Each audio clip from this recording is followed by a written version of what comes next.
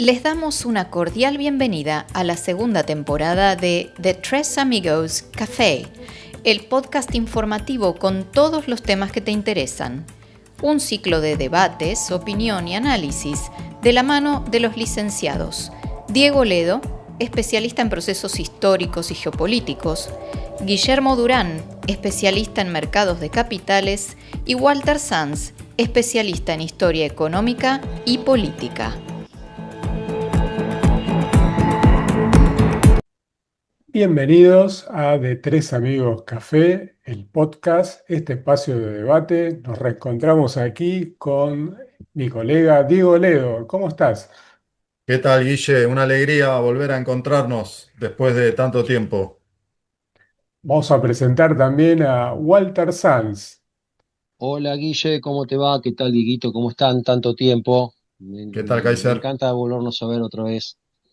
Un gusto reencontrarnos. Contanos, Walter, un poquito el arte de tapa de Bueno, esta cómo no, portada. muchachos, brevemente, nos remitimos, es la segunda parte de Libertarios, día 637 en esta ocasión. La vez pasada, el año pasado en realidad lo hicimos cuando se cumplió un año de la gestión de gobierno y nos pareció idóneo, bueno, retomar el tema y retomar el mismo arte de tapa, el famoso cuadro de Blanes que se representa la conquista del desierto.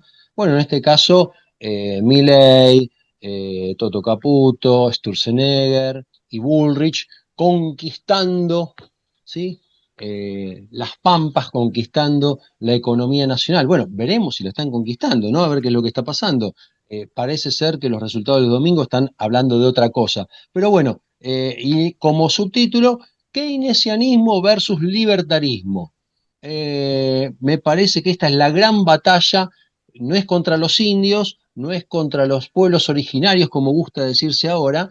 Sería tema de otro debate, ¿no? Pero bueno, me parece que esa es la lucha que se está, la madre de las luchas que se está dando en este momento en la República Argentina. Te cedo la palabra, Guille. Bueno, tal cual como decía Walter, los resultados electorales en esta primera contienda no fueron buenos para el gobierno, pero vamos a ver si reacciona y tiene la posibilidad de recuperarse. Tenemos dos ideologías muy distintas enfrentadas, el keynesianismo y el liberalismo o el libertarismo, que es la versión más extrema, ¿no? De esta opción, y el mundo rara vez se ajusta a los manuales y las ideologías, sino que tiene su propia dinámica, con lo cual ir con un manual fijo a enfrentar esa realidad tan dinámica puede ser peligroso. Vamos a hacer una breve introducción y luego ya lo dejo acá a los especialistas que opinan al respecto. Keynes lo que decía que los mercados financieros son volátiles, especulativos y que pueden desestabilizar a la economía real.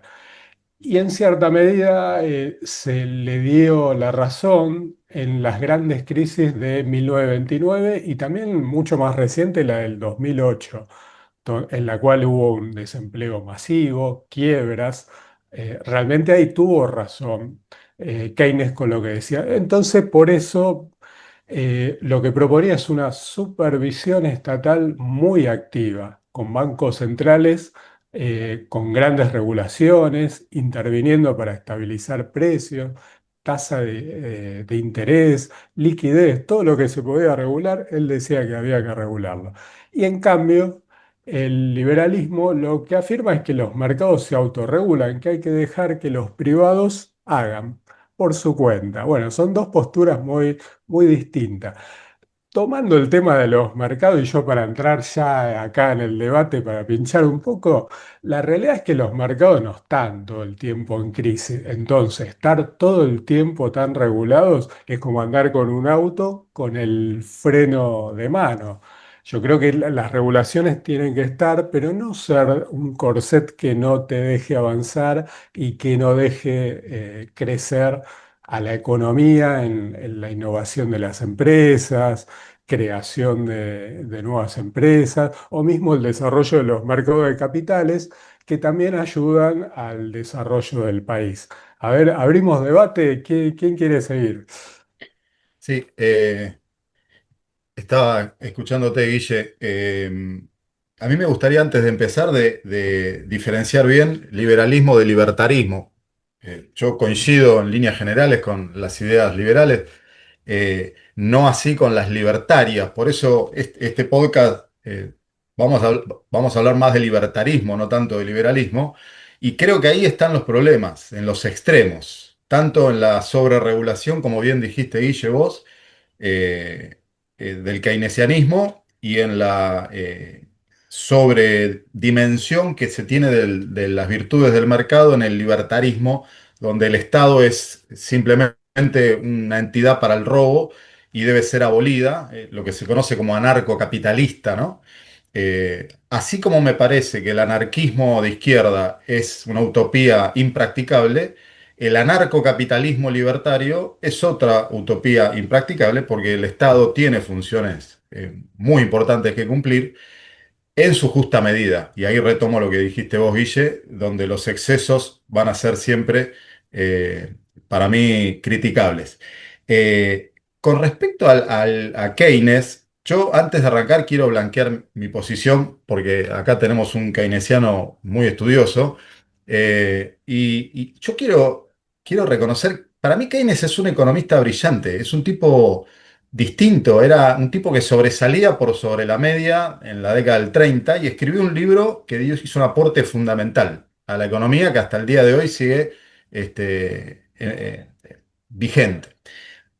El problema no es Keynes para mí, porque Keynes hace un análisis de la demanda general y entiende él con criterio, me parece, que hay momentos, hay ciclos del mercado donde se generan depresiones, crisis, desempleo, y eso hace que o el mercado lo resuelve a muy largo plazo por sí mismo, o el Estado tiene un rol ahí que cumplir para estimular la demanda general y achicar esos tiempos de depresión y ahorrarse un montón de mala sangre. Entonces, me parece que es muy válido lo que dice Keynes. Yo estoy de acuerdo incluso con lo que dice Keynes.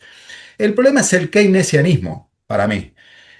¿A qué le llamo yo keynesianismo? A las interpretaciones de los economistas que dicen seguir a Keynes, y lo que hicieron fue radicalizar su posición. Keynes lamentablemente muere en 1946, muere joven, es una lástima, porque él podría haberle puesto límite a todos esos economistas que hoy interpretan a Keynes y que, para mí, desbordaron las ideas de Keynes. Y brevemente, y le paso la palabra a Walter. Keynes hablaba muy claramente que a veces es necesario déficit del Estado para estimular la obra pública, el empleo, el consumo. Pero en ningún momento Keynes habla de déficit permanente, por ejemplo. Él habla de déficit transitorio en momentos que cae la demanda, que puede ser ya sea por ahorro del Estado en tiempos de buena economía, usar esos ahorros, o con deuda pública, pero siempre transitoriamente. El problema está en que los políticos keynesianos de hoy en día toman esa idea, la llevan al extremo y defienden el déficit permanente, defienden el gasto público permanente, y tienen un sobreprotagonismo de la economía que, para mí, es lo que genera las distorsiones que hacen confundir las ideas de Keynes con el keynesianismo moderno. No sé, Kaiser, si estás de acuerdo. El que sabe de esto sos vos, que te gusta mucho esta parte. En ¿Qué absoluto. opinas? Hoy estamos, creo que no tengo nada que agregar, estoy de acuerdo con los dos. ¿Qué sé yo? ¿Qué puedo decir a Increíble. todo esto? Hoy es Hay fabuloso. que pincharlo más, entonces, digo. Vamos a tener que Sí, sí, hacerlo vamos, enojar. vamos a andar un poco. A ver. Nada que objetar.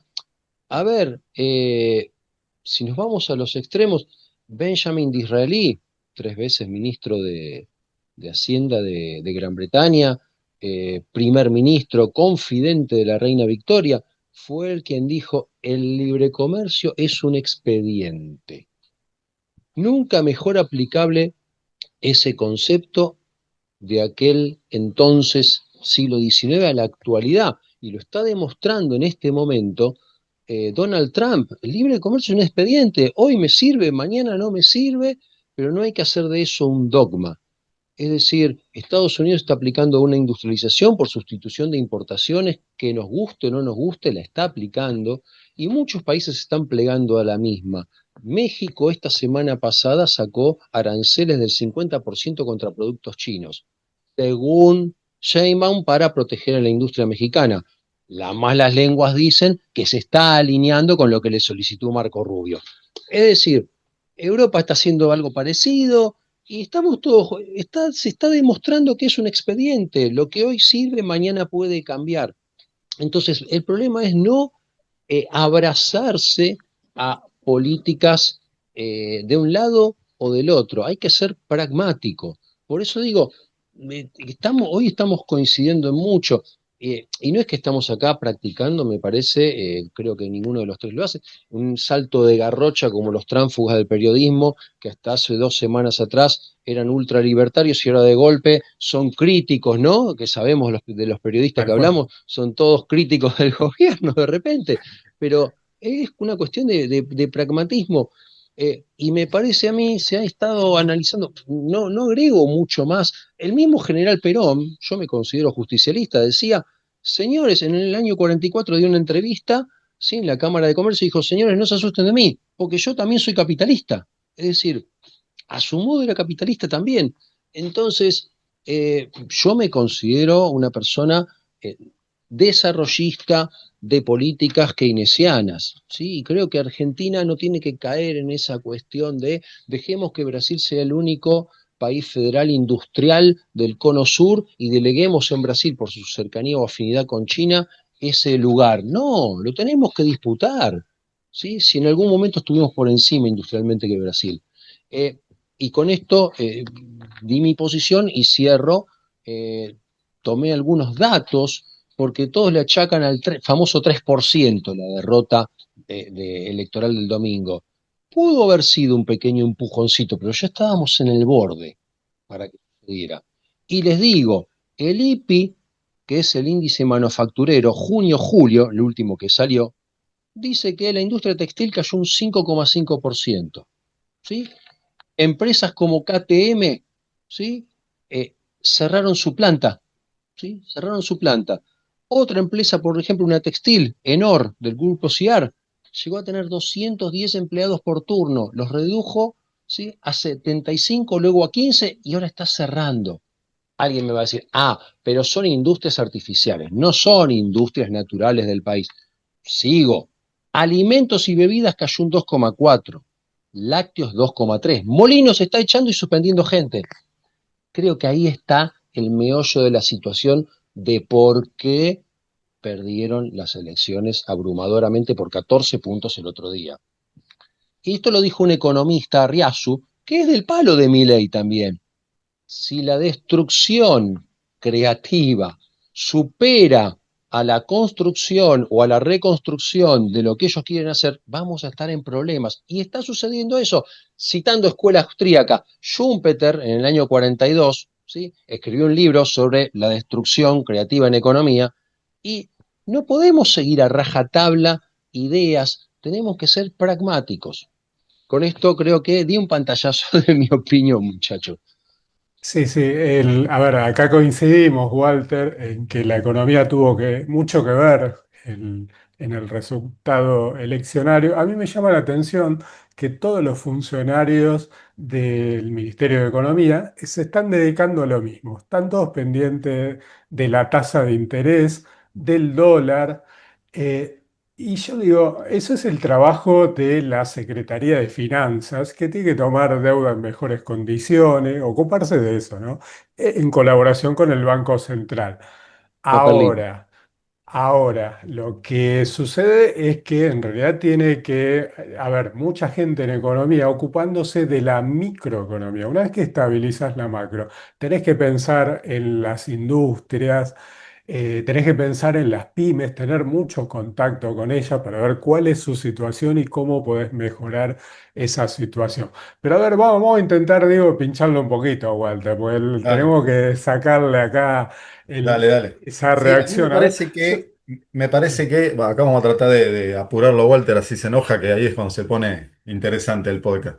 No, hablando en serio, me parece que la experiencia libertaria en Argentina, digo, porque la verdad que no hay muchas otras experiencias para comparar, y en historia, generalmente los que estudiamos historia, hablamos de que necesitamos la perspectiva a largo plazo para poder analizar con profundidad un determinado gobierno, en este caso el libertario de Milei. Me parece que todavía está en proceso. Lo que se puede ver en grandes rasgos es que estas elecciones eh, asustaron al equipo económico libertario y llevaron las tasas a niveles que son absolutamente insostenibles para cualquier país que pretende ser medianamente productivo, como bien dice Walter. Yo creo que entendieron que las tasas a ese nivel no se podían sostener, las empezaron a bajar porque ahí empezaron a prestar atención a la micro, como decís vos, porque realmente no se vendía nada, no se producía nada y todo el mundo metía el que estaba en pesos metía la plata a tasa porque era un negocio redondo sin hacer prácticamente nada. No, Casi el doble de la inflación. disculpa esta interrupción, Dieguito, de mi ignorancia. Llegaron al 80 casi prácticamente. ¿En cuánto están ahora? Porque todos hablan No, de ahora que se bajó. bajaron al 40. Las de plazo fijo llegaron al 60, al 53 mensual la tasa efectiva, perdón, la tasa nominal, la efectiva llegó al 68, Y, y en, y en- digamos, y en- con interés y en compuesto, ¿no? Capital renovado con interés. las licitaciones que hace el gobierno, porque esas habían llegado al 80. Eso Guille debe No, saber más, bajaron, creo sí, que las de bajaron. caución. Ahora están, las cauciones ahora están entre el 35 y 40%, y después las tasas de las letras están entre el 40 y 50. Hay que ver los plazos, varían mucho también y varían de un día al otro, todavía Claro, hay volatilidad. Era por para mí ignorancia, lo pregunté. las están bajando precisamente por esto que están diciendo ustedes dos. Se dieron cuenta de que quieren llegar a octubre con la economía un poco más reactivada y el consumo. Bueno, están haciendo keynesianismo de alguna manera, ¿no? Están tratando de estimular la demanda general. Pero bueno, me escucho un libertario y me mata. Pero digo, por eso hablo de que hay criterios pragmáticos y el problema está en los excesos de los extremos. Eh, con respecto a la broma que hacíamos con Guille de apurarlo a Walter para que se enoje, yo voy a ponerme un poco más picante para darle un poco de sabor a esto. El problema de los libertarios está cuando se exceden. De hecho, buena parte de la derrota uno la puede analizar desde el punto de vista económico, pero también hay que analizarla desde el punto de vista político, filosófico. Hay ciertas formas de los libertarios que son muy antipáticas. Hay mucha soberbia, hay mucha burla, y en política eso te puede rendir durante un corto tiempo, pero a mediano plazo los pueblos quieren líderes con templanza, líderes equilibrados, líderes que ponen mesura y tratan de unir y no de separar. Y me parece que el presidente Milei, lo que le sumó los primeros 2 años, le empezó a restar ahora. Me parece que por eso también está haciendo un giro copernicano en sus formas. Él las formas siempre las ninguneó, pero me parece que está cambiando las formas porque también la gente, por lo menos los argentinos, me parece que en líneas generales no están dispuestos a tolerar ese nivel de verbalidad que es muy agresivo para lo que estamos acostumbrados. Pero ahora me voy a poner a contradecir un poco algunas cuestiones del keynesianismo. Por eso digo keynesianismo, no digo de Keynes. Hablo de las interpretaciones que hacen los políticos. En su mayoría muchos son peronistas, pero esto lo han hecho también los radicales con Alfonsín. Yo quiero recordar por qué ganó Milei en 2024, porque si no hacemos una perspectiva histórica de un poco más largo plazo y solo nos abocamos al presente, perdemos de vista por qué hay un libertario en Argentina. Las políticas keynesianas, creo que para los tres, mal interpretadas de lo que Keynes decía, llevadas a cabo por el último gobierno kirchnerista, presidido por Alberto Fernández y la presidenta Cristina Fernández de Kirchner, nos llevó, acá tengo unos pequeños datos, la inflación 2024, 2023, el último año del gobierno kirchnerista keynesiano, porque hay que decir que en líneas generales ellos se autoperciben keynesianos. La inflación fue el del 211,4%. 2023, estoy hablando. Eso es básicamente emisión monetaria espuria, sin ningún tipo de respaldo, pero ningún tipo de respaldo, nada, cero respaldo. La pobreza, que precisamente Keynes se preocupaba por la pobreza porque decía el desempleo masivo genera pobreza. Y como hay que evitar caer en la pobreza, hay que generar empleo. ¿A cuánto llegó la pobreza en Argentina en 2023, último año del gobierno 50 creo, ¿no? keynesiano? ¿Cómo? 50 más o menos, ¿no? El número frío yo tengo 41,7 la pobreza y 11,9 la indigencia. Una locura, una locura. No sé a dónde vamos a llevar con los libertarios, ¿eh? No, no estoy, esto hay que verlo, tal vez con los libertarios terminamos peor, no lo sé. Yo estoy diciendo lo que sí pasó. Como historiador analizo los hechos que sí pasaron, ¿sí? Lo que va a venir lo analizaremos después, lo criticaremos después. ¿Cuántos millones de personas estaban sumidos en la pobreza en 2023? 19,5 millones de personas. Keynes estaría agarrando la cabeza y le dirían, muchacho, ¿qué interpretaron ustedes de lo que yo dije? No sé si con eso, Kaiser, te hicimos enojar un poco, pero Mirá, eh, me tuve que mutear porque me hiciste atragantar. No, no, está todo bien. Digo, escucha, no, a ver, no puedo desconocer lo que estás diciendo y tenés razón. No me malinterpreten, yo soy desarrollista, ¿sí? Justicialista, no kirchnerista. Yo no estoy aplaudiendo que ganó Kicillof. Yo siempre digo, con el kirchnerismo vos podés comprarte a fin de mes un yogur. Con Macri o con Milei, no. ¿Eso está bien que te puedas comprar un yogur con ellos y con estos no? No, no está bien tampoco. Es conformismo puro. A ver, la concepción industrialista que puede tener un Kicillof o una Fernández de Kirchner no es la que tengo yo como justicialista, ¿sí? Yo estoy en desacuerdo con eso, porque para mí la industrialización es otra cosa, no es simplemente galpones de ensamblado. Pero si vos me decís a mí, me tengo que conformar con un galpón de ensamblado o con que toda la gente en KTM esté en la calle o en la empresa textil también, bueno, me conformo, pero no es lo que yo quiero, no me contenta. Eh, Hablaban del tema de la emisión monetaria hace un rato, por el tema, sí, de los bonos, las LECAPs. Es mentira que este gobierno que es libertario, ¿a dónde es libertario también me pregunto yo? Porque la emisión monetaria secundaria a través de letras con las tasas de interés en un año fue de más del 102% y nadie lo dice. Emisión monetaria cero. No, no, verdura, más que cero. ¿Sí? Con las tasas de interés que estás pagando, la emisión monetaria secundaria se duplicó. Eh, es un gobierno libertario, 52,5% de encaje a los bancos. ¿Qué estamos? Oh, Perón nacionalizó los bancos en los 40. Es casi una nacionalización de los depósitos. Y a un día le estás revisando cómo están el tema de los encajes para quitar liquidez al mercado. Entonces, blanqueemos las cosas, reconozcamos que estamos en una zona de claros y oscuros. Y Scalabrini Ortiz decía, el gato no es buen guardián de las sardinas. Eh, y si mueve la cola y ladra, ¿qué es? ¿Hace falta que lo digamos? Me refiero al 3% y todo esto. Hice un relevamiento de cómo está formado el trading del gobierno nacional. Sí, hablo de trading, no Ministerio de Economía. Luis Caputo, ex JP Morgan.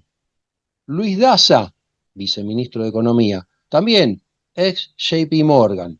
Santiago Bausili, ¿sí? Presidente del Banco Central, ¿sí? Vicepresidente de Mercado de Capitales para JP Morgan.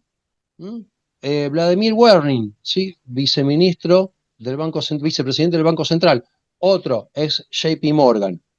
Digamos, Pablo Quirno, Finanzas, director Latinoamérica del JP Morgan. Es decir, si mueve la cola y ladra, ¿estamos en un programa económico o en un programa de timba financiera? Me pregunto yo. ¿Hace falta que diga que es un perro? Te las dejo, muchachos. Sí, evidentemente hay gente que sabe mucho de mercados, de deuda, Bueno, pero no sabe. tanto del día a día de la microeconomía. Me gustaría recordar una anécdota de un estudio estadístico que se hizo hace ya mucho tiempo. Es un estudio que se hizo por un estadista llamado Francis Galmon, allá en Inglaterra, por el 1900, en una feria ganadera, en la cual lo que hizo fue, había un güey y pasaba la gente, todos los ganaderos que pasaban por ahí, o el público visitante, y le preguntaba cuánto estimaban que pesaba ese animal. Y cada uno decía, muchos le erraban por por mucho para abajo o para arriba. Pero lo curioso de ese estudio es que el peso real del animal daba 544 kilogramos y la mediana de las estimaciones que hicieron los 800 participantes dio 547, es decir, menos del 1% del valor real. Y ahí nació el concepto de la sabiduría de las multitudes. En eso se basan los mercados, ¿no? En la correcta asignación de los recursos en base a las proyecciones que hacen los distintos actores que tendrán distintas visiones, distinta información. Y por eso yo me cuestiono, digo, si un burócrata en su escritorio puede determinar distintas variables contradiciendo al mercado. Y vale un ejemplo más actual, por ejemplo, la ley de alquileres. Cuando a cierta gente, a ciertos legisladores se les ocurrió tratar de ayudar a los inquilinos, con esa ley, lo que hicieron fue lograr el efecto diametralmente opuesto, porque hubo menos oferta, subieron los valores y todo eso por enfrentar al mercado y no dejar que de alguna manera siga su rumbo y en todo caso regularlo, pero no encorsetarlo. ¿Qué les parece?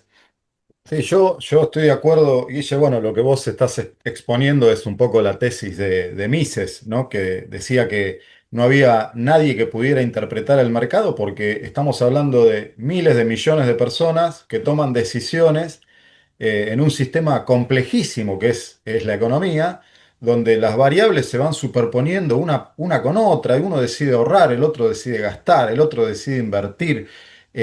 Cada cultura tiene una interpretación diferente de lo que es el trabajo, el consumo, no es lo mismo para un chino que para un argentino. Entonces, cuando vos sentás a un burócrata a planificar, que un poco Keynes era un tipo mesurado, él entendía que el Estado tenía un rol planificador, pero tampoco me parece que Keynes era claramente crítico de los planes quinquenales soviéticos, por ejemplo.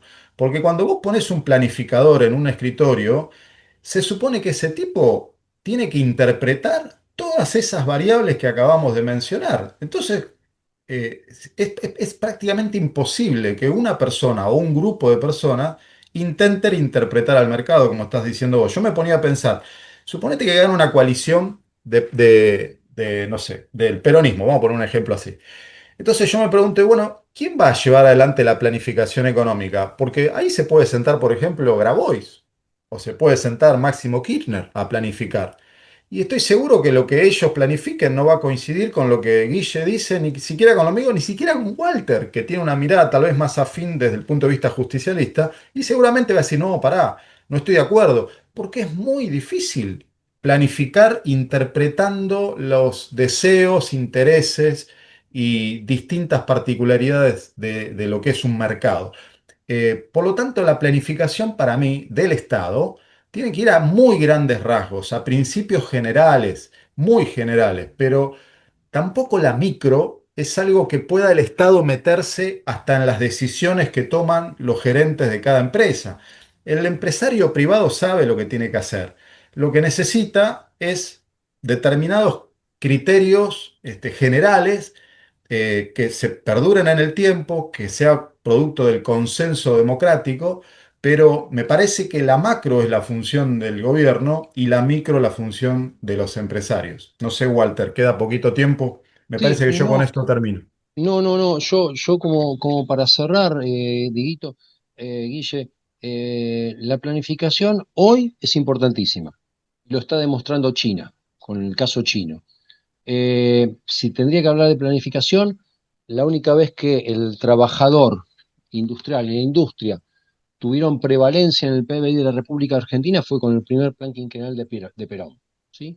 Miguel Miranda en economía, el zar de las finanzas peronistas, ¿sí? Su famosa frase era, solo los tontos compran con dinero. Eh, Así que yo creo que la planificación es fundamental. Insisto, no soy kirchnerista, soy justicialista. El kirchnerismo hizo grandes disparates y si volviera creo que los seguiría haciendo y hablando un poco de quiénes llegan al poder, quiénes son los que van a estar en esa mesa, delineando un posible plan económico, necesitas laristos a los mejores, no a las necedades por amiguismo, porque es el hijo de, porque viene este recomendado. Si vos pones a laristos en Estados Unidos, ¿sí? Cuando hay que tomar decisiones, se arman mesas con sociólogos, psicólogos, economistas, y todos asesoran al presidente, y el que toma la decisión es él. Nuestro problema es que carecemos de eso, muchachos. Cierro con esto. Modelo industrializador, no extractivista primarizador como el que tenemos ahora, donde una parte en extractivismo y otra parte en lo que es la perforación de hidrocarburos que todavía no termina de despegar. El otro día en la rural se hizo una reunión, duró una semana, de todo el sector extractivista y todos llegaron a la misma conclusión. En estas condiciones no se puede, con un riesgo de país de más de 1.100, nadie va a invertir. Y están todos preguntándose, ¿cómo llegamos al pequeño rojo para hablar con él? ¿Sí? Por Axel. Ya están mirándolo con cierto... como dijo el otro día alguien, esta frase no es mía, lo ven como si midiera 1,90 m más o menos ya. Así que con esto cierro, muchachos. Te cedo la palabra, Guille. Me hiciste acordar recién con tu comentario al Consejo de Expertos que funciona en Alemania y que analizan en profundidad distintos temas, hacen proyecciones y son los que aconsejan a las autoridades del país para poder tomar las decisiones. Continuamente los están consultando.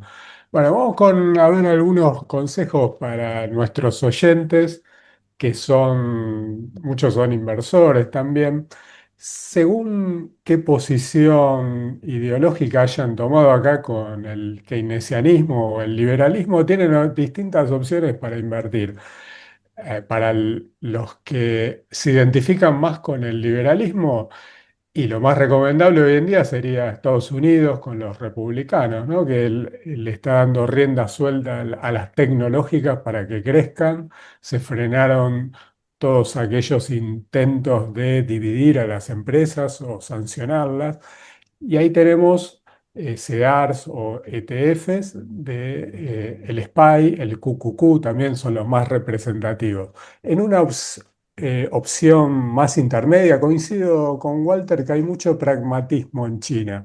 Por un lado, se deja que el libre comercio haga lo suyo, el liberalismo, ¿no? En el caso de las grandes empresas que compitan entre sí, que ganen mercados en el exterior, que vengan las empresas extranjeras a competir con ellas. Y por otro lado, hay una planificación bastante exitosa de sus planes quinquenales, apostando al futuro. Y por el lado un poquito más, no sé si intervencionista, ¿no? Pero vamos a llamarle keynesiano, podríamos ubicar a Brasil. Yo sé que Brasil también es pragmático, tiene un cordón industrial muy fuerte en San Pablo, pero tiene con Lula políticas sociales ampliadas, combinados con medidas económicas y fiscales que están dando éxito, mejorando, por ejemplo, la inclusión económica con los bancos digitales como el Nubank, y todo eso está propiciado por el gobierno. Ahí el CDR es el EWZ. Así que hay tres opciones distintas según la opción ideológica con la cual nos identifiquemos. Bueno, vamos a ir cerrando ya este capítulo del podcast. Lo voy a saludar a mis queridos amigos y colegas, Walter Sang, Bueno, chicos, los despido hasta la próxima. y saludamos también a Diego Ledo. Chao chicos, fue un gusto como siempre. Nos vemos la próxima. Edición y producción artística MSRS Uncanny.